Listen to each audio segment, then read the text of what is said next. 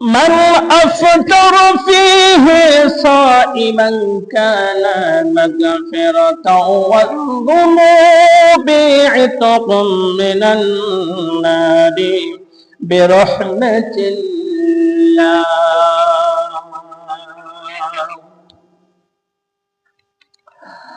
আর কোন ব্যক্তি যদি একজন রোজাদারকে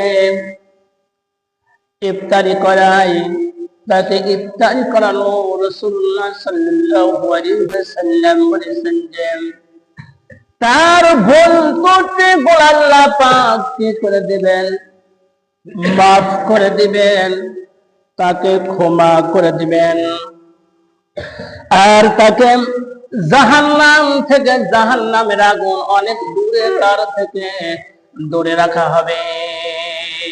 একজন রোজাদার ব্যক্তিকে খাওয়ালে এতবার সওয়াব, তার কাছে জাহান্নামের আগুন যাবে না, রাসূল বলেছেন।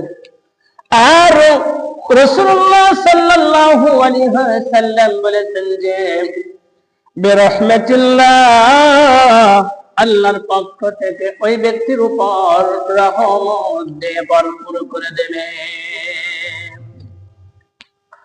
আমরা এখন আছি হলো রহমতের মধ্যে আছে, কি কোন? এই মাসকে তিনটা ভাগ করে দেওয়া হয়েছে। কয়টা ভাগ? তিনটা। প্রথম 10 দিন হলো রহমত, দ্বিতীয় 10 দিন হলো মাগফিরাত, তৃতীয় 10 দিন হলো নাজাত, জাহান্নাম থেকে মুক্তির পথ। বলেন সুবহানাল্লাহ।